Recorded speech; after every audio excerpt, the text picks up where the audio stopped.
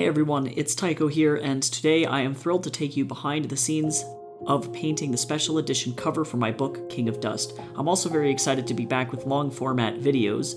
Today we'll dive into each step of the middle part of this painting process, and that includes everything from finishing up the background of this piece to getting started on some of the characters, Astrid and Yra.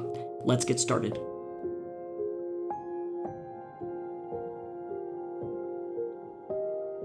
First up, we have Darius' castle, and the surrounding town of Starkovia. The goal here was not just to paint a setting, but to create an atmosphere that breathes life into the story of King of Dust. The castle needed to feel imposing and gothic, mirroring the dark undertones of the narrative. Architecturally, I drew inspiration from the Gothic castles of Romania, Germany, and other parts of Eastern Europe. These regions are renowned for their dramatic and hauntingly beautiful structures, which have a way of looming physically over the landscape. For Darius' castle, I incorporated sharp angles and towering spires that reach aggressively into the sky, giving it a menacing feel that dominates the town of Starkovia below. Now, let's dive deeper into the rest of the background. I wanted to create an environment that not only complements the presence of Darius' castle, but also enhances the mystical atmosphere of the book. It is a fantasy, after all, at its core, not a horror book. The sky was the most challenging part of this piece. Painting skies can be daunting because capturing the subtlety of clouds and the colors of a sunset requires a lot of skill.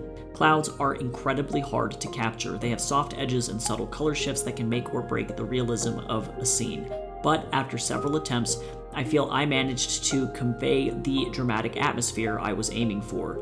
The clouds blow in over a setting sun away from the coming night, which casts a dying light that fights against the encroaching darkness. Moving on to Astrid, painting her skin was an absolute delight and one of my favorite parts of this entire piece. As someone who loves the challenge and the beauty of painting dark skin, I found working on Astrid especially rewarding. The cool bluish undertones of her skin are a stunning visual contrast against the warm reds of the background and her hair. One of the distinctive features I love to paint on Astrid are her freckles. They add so much character and uniqueness to her face. I think that they really showcase her youthful and lively spirit. These little details help tell her story visually, adding layers of depth to her character. Astrid is very near and dear to my heart. As the central female protagonist of King of Dust, she embodies strength. Throughout the book, Astrid navigates a path of healing, overcoming significant trauma that has shaped her into the formidable figure she is. This journey of recovery is not just the backdrop for her character, but a driving force in the narrative, making her role deeply impactful. Next is Astrid's hair. Her fiery orange curls are not just a testament to her fiery personality, but also work really well with the blue background. I absolutely love her hairstyle. It is so cute. Painting curly hair is so fun. To capture the right texture, I had to download special brushes, but it was absolutely worth it. I think it added a lot to how I ended up portraying her hair, and I didn't have to draw each individual curl, which was also a bonus. Astrid really is the little ray of sunshine in this book. One of my favorite things about her is how she connects with her inner child. Despite the shadows that haunt her past and the often grim atmosphere of Starkovia, Astrid has managed to keep that little light inside of her alive. She holds on to her inner child by enjoying things like listening to fairy tales or keeping things close to her that remind her of her childhood, mostly a childhood that she never really was allowed to have. One of her favorite things in the world is a small stuffed bear that Darius gave to her, and she uses it to fight away monsters at night while she's trying to sleep. As I add the final touches to Astrid, I'm not just painting a character, I'm bringing a person to life. I had a lot of fun painting her beautiful brown eyes and working through how her armor was going to look. I really don't like painting armor, so thankfully most of it was covered up by background and I didn't have to worry about it too much.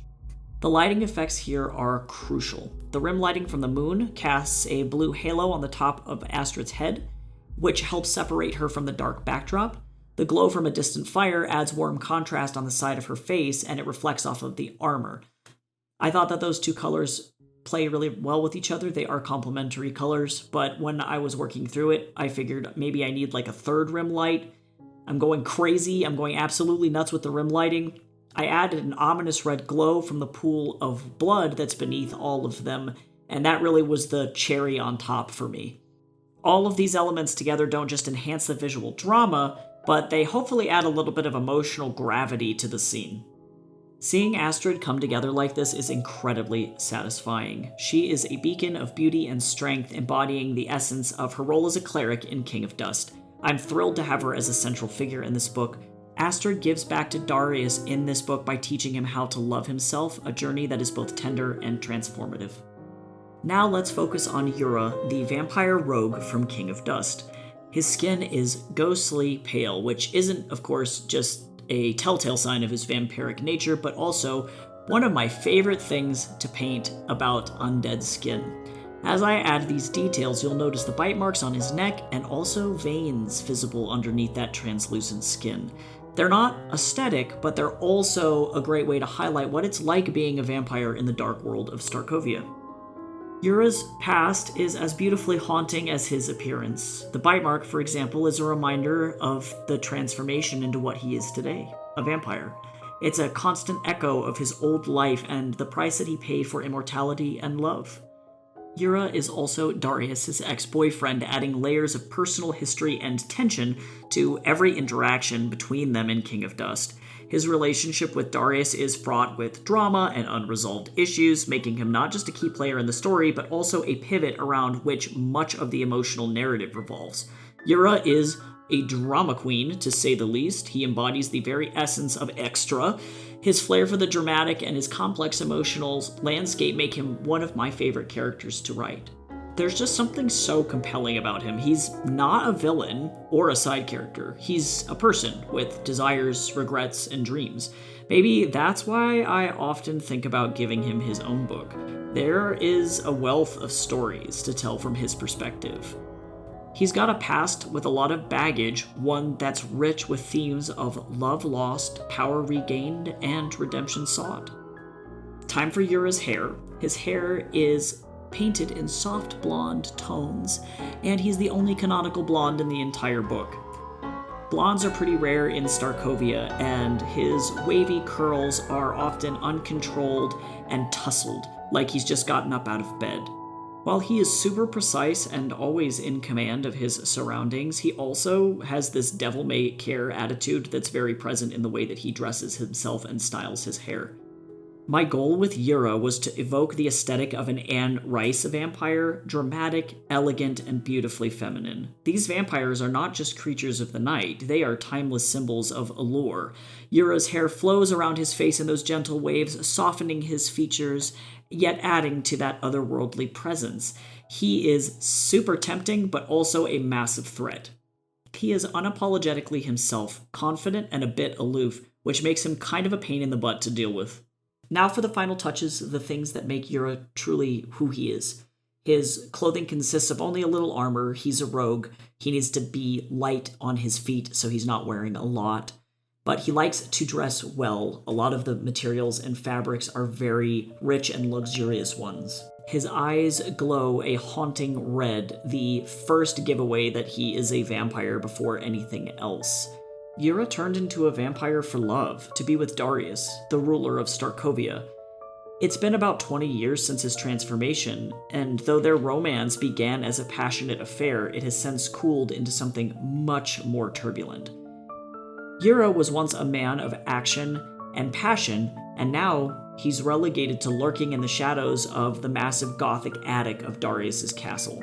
He's been isolated from the love that once transformed him. This period of solitude and neglect has left him brooding and irritable.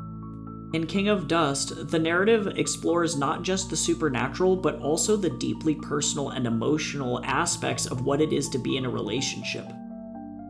Ira's relationship with Darius hasn't officially ended, but it hangs by a thread, complicated, messy, and filled with unresolved tension. And there you have it. The making of the King of Dust Special Edition cover. We're not done yet, but we're getting very close. Through this painting, I've tried to bring to life the eerie beauty of Starkovia and its inhabitants. If you enjoyed this walkthrough, don't forget to like, comment, and subscribe for more insights into my work and my writing. Until next time, keep creating, and watch out the next time you go out at night. There might just be vampires looking for a bite to eat.